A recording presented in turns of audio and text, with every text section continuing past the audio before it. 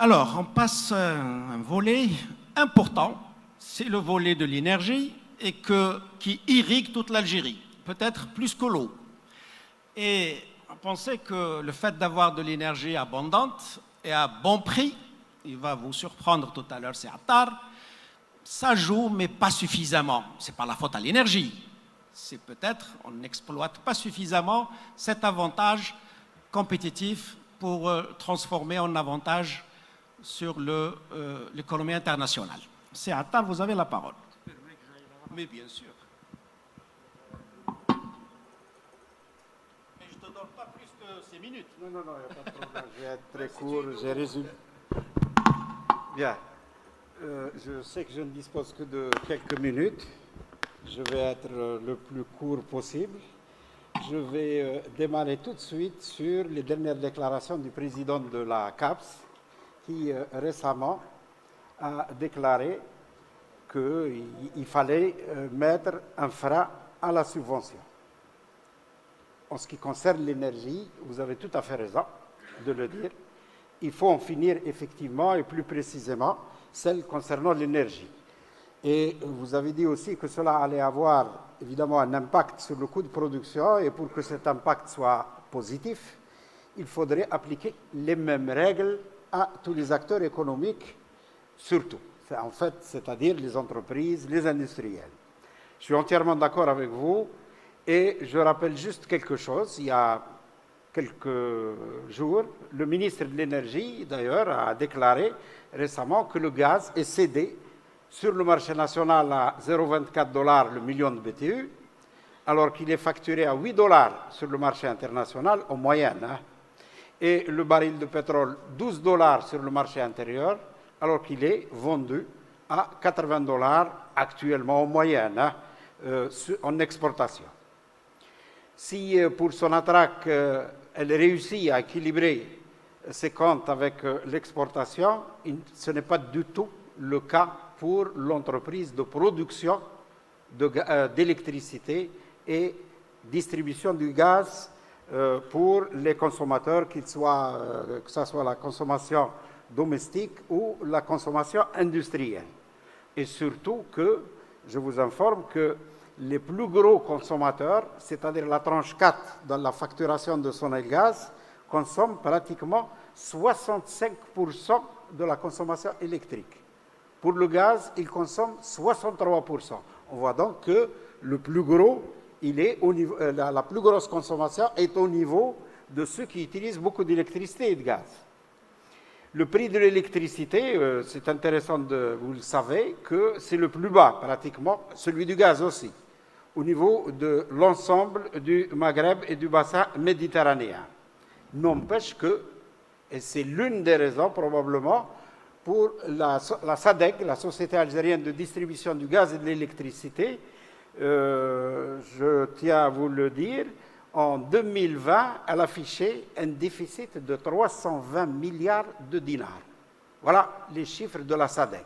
Ceci est dû bien sûr au coût, mais à d'autres raisons, mais essentiellement au prix de vente de cette électricité. Mais ce n'est pas le seul problème en réalité. Moi, à mon avis, le problème n'est pas seulement lié au coût.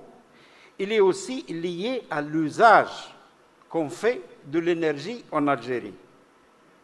Quel usage on en fait? Qu'est-ce qu'on en fait? Est-ce qu'on produit de la richesse ou bien on la consomme juste pour le confort? En 2016, ici même à l'Orassi, j'avais présenté certaines statistiques pour l'ex-FCE et elles sont toujours les mêmes.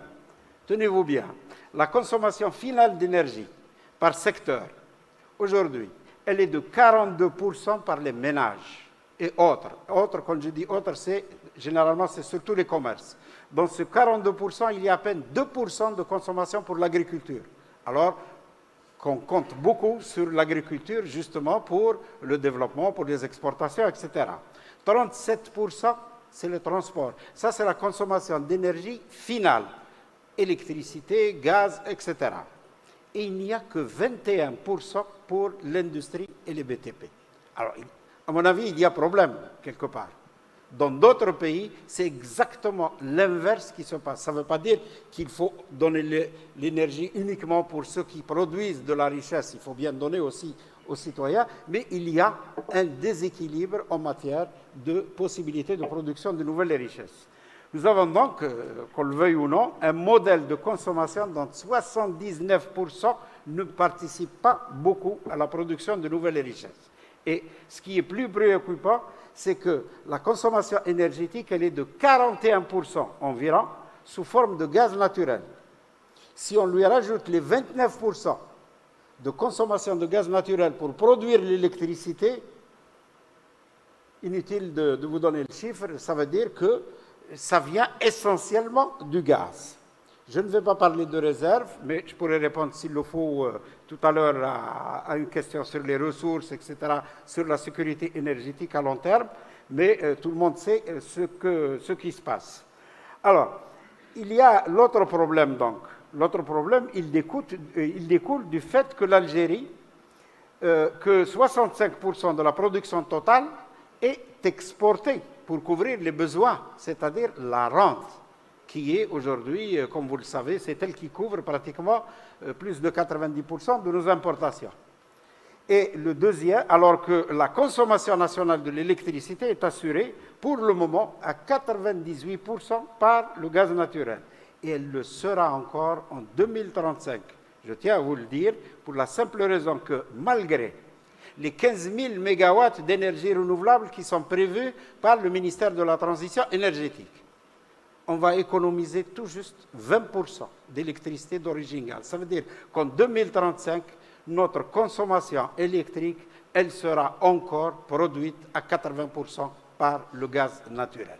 Voici ce qui va se passer donc d'ici 2035, à moins qu'on ne fasse plus. Et j'espère que vous, les entreprises privées, vous ferez plus justement dans ce domaine. Cela signifie par conséquent que le défi, il est multiple. Il y a d'abord un défi de transition énergétique. Il y a des investissements, d'énormes investissements que que l'État aussi doit consentir dans les ENR pour économiser les réserves en gaz, surtout un défi qui relève des programmes d'investissement donc, des économies d'énergie. Il faut absolument une politique d'économie d'énergie. Moi, je ne la connais pas encore dans le détail. On parle d'économie d'énergie, mais il n'y a pas un programme bien précis dans le temps qui concerne pratiquement tous les consommateurs d'énergie. Mais aussi une affectation volontariste, comme je l'ai dit tout à l'heure, de l'énergie vers les activités de production de nouvelles richesses. Ça, c'est un défi aussi qu'il faut absolument relever à l'avenir. Il y a aussi un défi qui n'est pas à l'ordre du jour aujourd'hui, c'est-à-dire le recours aux hydrocarbures non conventionnels et le nucléaire. Je sais que c'est une question un peu sensible, il y a très peu de gens qui osent en parler, moi j'en parle.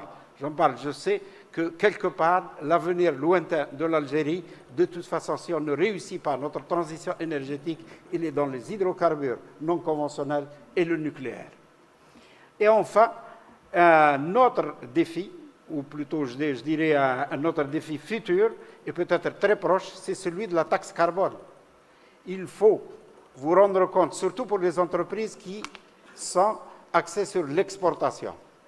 Bientôt, nos exportations subiront l'impact de la taxe carbone dans les pays où on consomme. Parce que quand vous exportez, notamment pour les hydrocarbures par exemple, moi je vous informe que l'Union européenne, elle a déjà pris une décision qu'à partir de 2023, quand on exporte une ressource, une richesse qui provient d'une activité qui émet du carbone, elle est automatiquement taxée au niveau du pays où on va exporter. Et par conséquent, il va falloir, aujourd'hui, je ne sais pas quelles sont les mesures qui sont prises, mais il va falloir prendre des mesures pour se battre. D'ailleurs, notre ministre de l'Environnement a été à la COP26, elle a fait un discours, et elle a dit qu'il fallait donc que les décisions soient justes, notamment pour les pays d'Afrique qui, après tout, ne sont pas responsables de ce qui se passe aujourd'hui en matière de changement climatique. Ce sont beaucoup plus les pays développés qui ont bénéficié de l'énergie, mais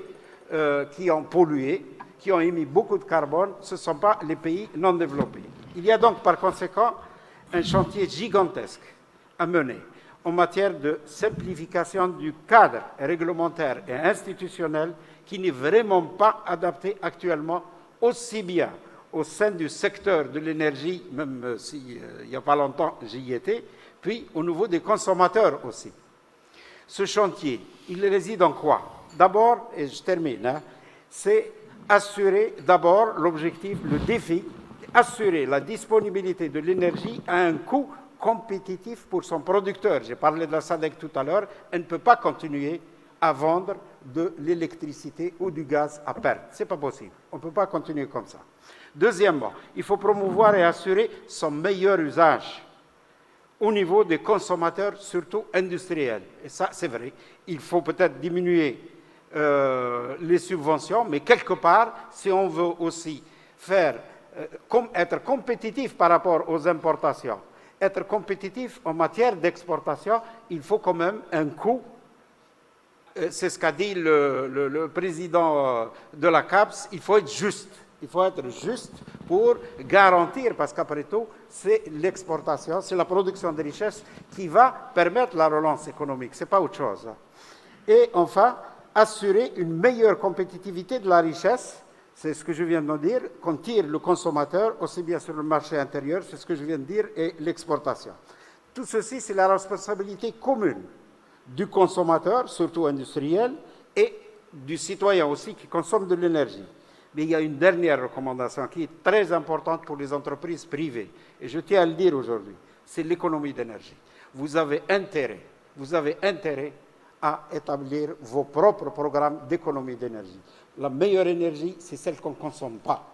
Et ça, vous pouvez, les entreprises privées, tous ceux qui utilisent l'énergie, vous pouvez. Et je m'adresse essentiellement à ceux qui produisent de l'acier, du ciment, des produits chimiques, etc.